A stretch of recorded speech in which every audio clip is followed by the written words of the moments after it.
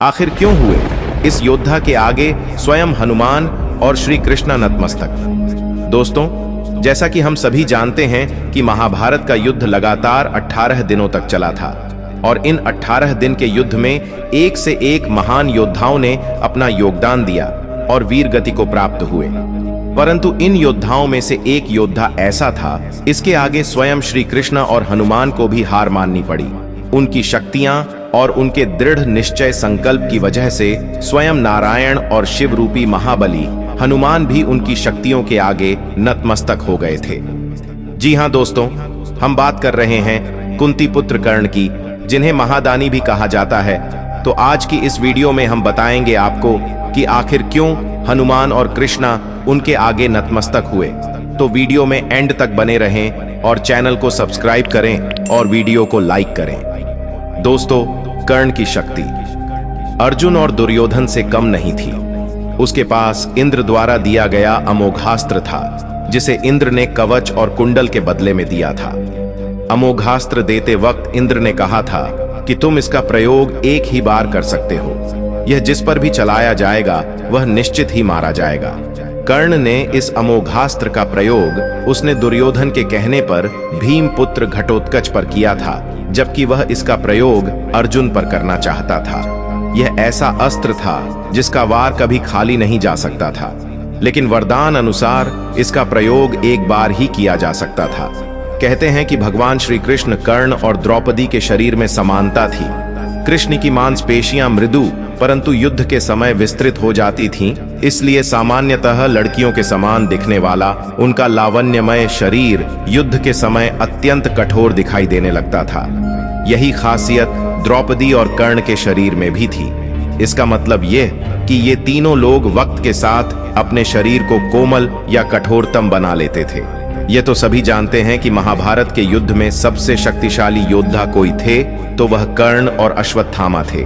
लेकिन कवच और कुंडल उतर जाने के बाद भी कर्ण इतने शक्तिशाली थे कि वे अर्जुन के रथ को एक ही बाण में हवा में उड़ा देते, लेकिन ऐसा हो नहीं सका। दरअसल युद्ध में एक दिन कर्ण और अर्जुन आमने सामने थे। दोनों के बीच घमासान चल रहा था। ऐसे में जब अर्जुन का तीर लगने पर कर्ण का रथ 25 से 30 हाथ पीछे खिसक जाता और कर्ण का तीर से अर्जुन का रथ सिर्फ 2 से 3 हाथ ही खिसकता था, लेकिन फिर भी भगवान कृष्ण कर्ण की प्रशंसा करते नहीं थकते थे। ऐसे में अर्जुन से रहा नहीं गया और उसने पूछ ही लिया कि हे पार्थ, आप मेरी शक्तिशाली प्रहारों की बजाय उसके कमजोर प्रहारों की प्रशंसा कर रहे हैं, ऐसा क्या कौशल है उसमें? तब भगवान कृष्ण मुस्कुराकर बोले, अर्जुन, तुम्हारे रथ की रक्षा के लिए ध्वज पर स्वयं हनुमान जी, पहियों पर शेषनाग और सारथी के रूप में मैं स्वयं नारायण विराजमान हूं। इस सब के बावजूद कर्ण के प्रहार से अगर ये रथ एक हाथ भी खिसकता है तो मानना ही पड़ेगा कि कर्ण में अद्भुत पराक्रम है। ऐसे में उसकी प्रशंसा तो बनती ही है।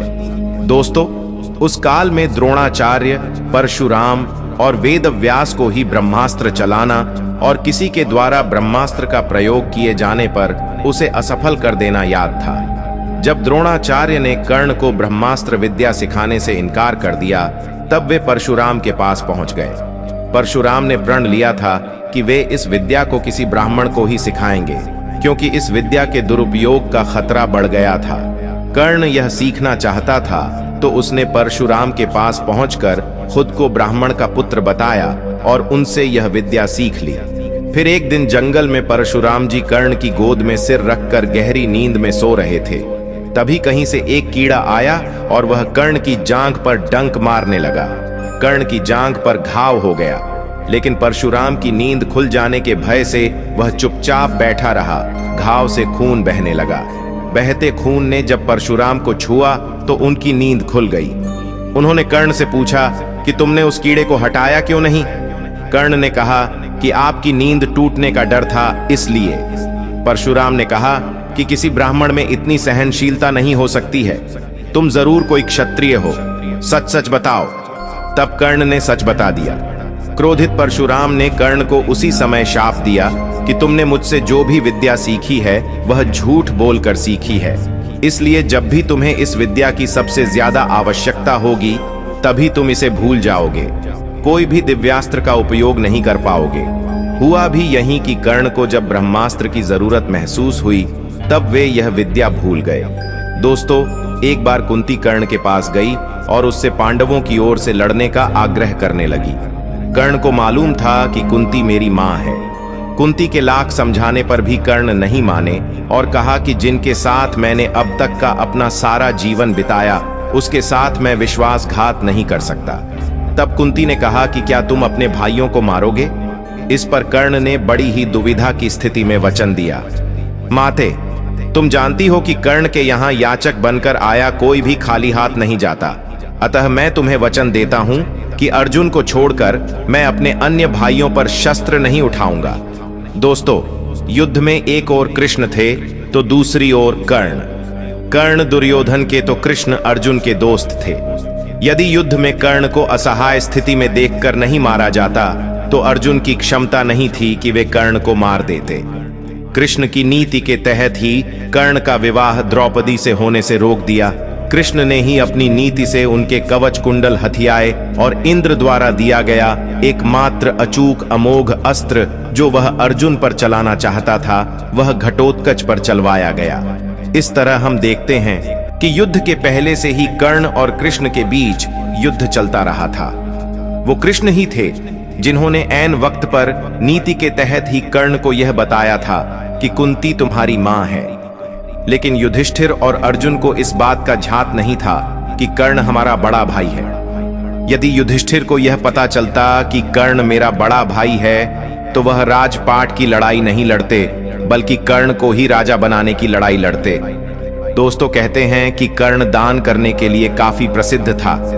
कहते हैं कि कर्ण जब युद्ध क्षेत्र में आखिरी सांस ले रहा था तो भगवान कृष्ण ने उसकी दानशीलता की परीक्षा लेनी चाहिए। वे गरीब ब्राह्मण बनकर कर्ण के पास गए और कहा कि तुम्हारे बारे में काफी सुना है और तुमसे मुझे अभी कुछ उपहार चाहिए। कर्ण ने उत्तर में कहा कि आप जो भी चाहें मांग लें। ब्राह्मण ने सोना मांगा। कर्ण ने कहा कि सोना तो उसके दांत में है और आप इसे ले सकते हैं। ब्राह्मण ने जवाब दिया कि मैं इतना कायर नहीं हूं कि तुम्हारे दांत तोड़ूं। कर्ण ने तब एक पत्थर उठाया और अपने दांत तोड़ ली। ब्राह्मण ने इसे भी लेने से इनकार करते हुए कहा कि खून से सना हुआ यह सोना वह नहीं ले सकता। कर्ण ने इसके बाद एक बाण उठाया और आसमान की तरफ चलाया। इसके बाद बारिश होने लगी और दांत ढुल गया।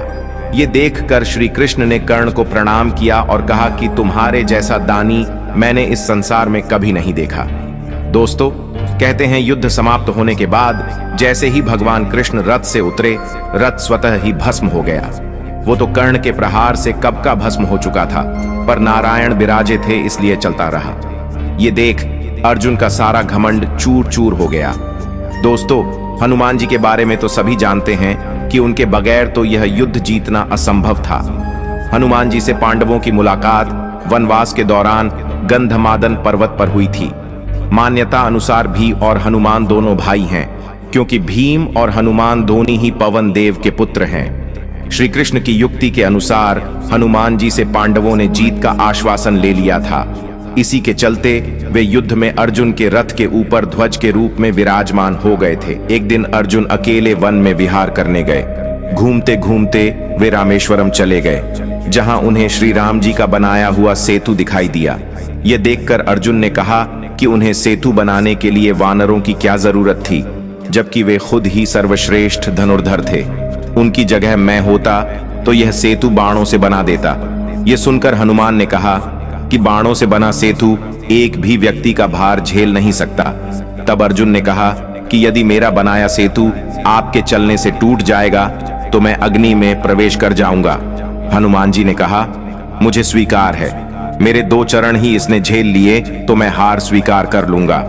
तब अर्जुन ने अपने प्रचंड बाणों से सेतु तैयार कर दिया।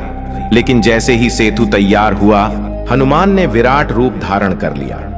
हनुमान राम का स्मरण करते हुए उस बाणों के सेतु पर चढ़ गए। पहला पग रखते ही सेतु सारा का सारा डगमगाने लगा। दूसरा पैर रखते ही सेतु चरमरा गया।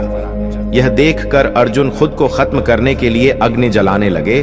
तभी भगवान श्री कृष्ण प्रकट हो गए और अर्जुन से कहा कि वह फिर से सेतु बनाए, लेकिन इस बार वे श्री राम का नाम लेके सेतु बनाए, जिससे वह नहीं टूटेगा।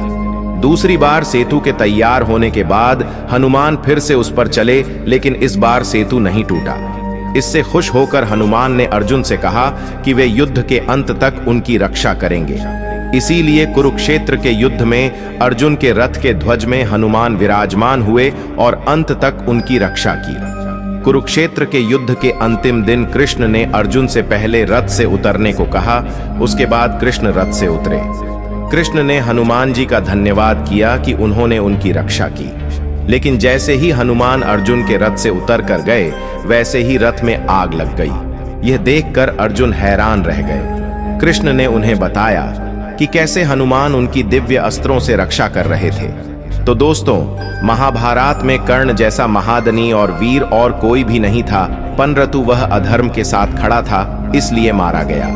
तो इसी के साथ धन्यवाद दोस्तों।